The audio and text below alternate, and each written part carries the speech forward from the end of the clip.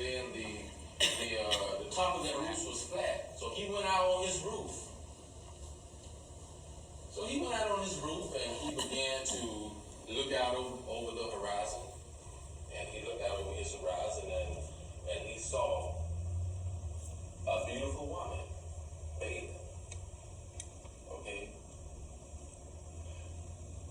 You know, that's for any man that has a desire for women, you know, that would probably be tempting to him. David, instead of looking away, instead of turning, instead of going the other way, instead of saying, okay, Lord, help me, Lord, I take this mess in my mind, deliver me. You know, this is a temptation for me right here. So instead of this happening, David began to look. He began to lust. And we all know that David was full of lust. Anyway, how do we know he's full of lust? Simple. When he was on his dying bed, what did they do? They say, bring us a virgin. Bring us a virgin. bring us a virgin here by his bedside. Bring us a virgin and we gonna see if David is really dying. So they brought the virgin by his bedside and when they brought the virgin by his bedside, David it didn't wake him up. He didn't get in the country step. He didn't come to life. So he said, David's dying. They say, David is dying. The king is dying. He's dying. We know for sure now he's dying. He's won many wars. And he's came out of many things. But this time he's dying. Now let me go a little bit deeper. When David was watching her take a bath, okay, it wasn't a regular bath she was taking. So let me go into more depth about how lustful he really was.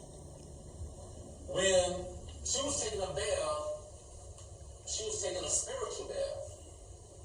She was in something that she called a mikvah. She was taking a spiritual bath. Back then,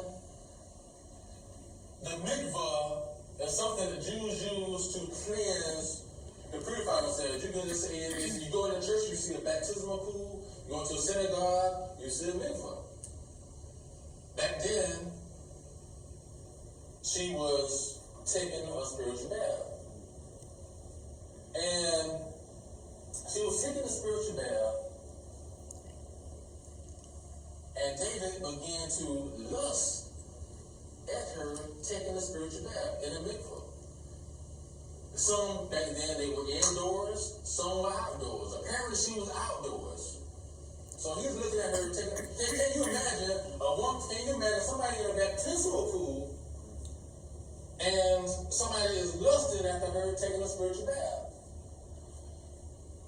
After her menstrual cycle was over with, for Jewish men back then, and some probably do today, they take the spiritual bath to cleanse themselves. So that's what she was doing. But David decided this is an opportunity to lust after this woman. He had so much lust in him that he began to look at this woman. And even the fear of God did not even take control of him to the point he'll say, it's bad enough I'm lusting, number one. It's bad. That's bad enough. That's bad. But the woman is taking a spiritual bath. You know, that just goes to show how lust-filled that he was, and he took over, and he sent one of his men. He said, "Who is she?" He said, "Is this not the wife of Uriah?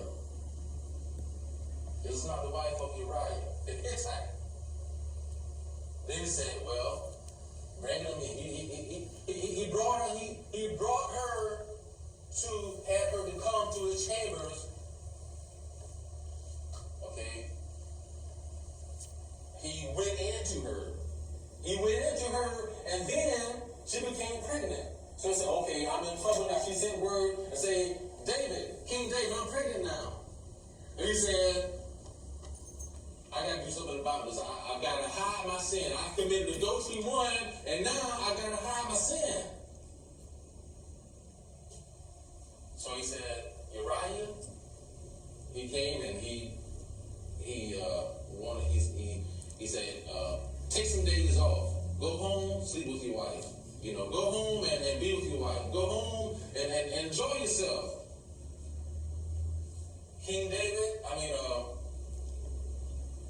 Uriah, he said, how can I? He didn't go to, he slept with the troops. And King David said, why didn't you go home and be with your wife, have a good time? Enjoy yourself. He said, how can I do this? How can I do it? When the country's at war, when people are fighting, how can I go home and be with my wife? How can I go home? So he spent the night with his troops. He spent the night with the troops. That's just going to show what kind of a man he was. He was that faithful to the Lord. That goes to show what kind of a wife he had to spiritually cleanse herself. Amen. Amen. But what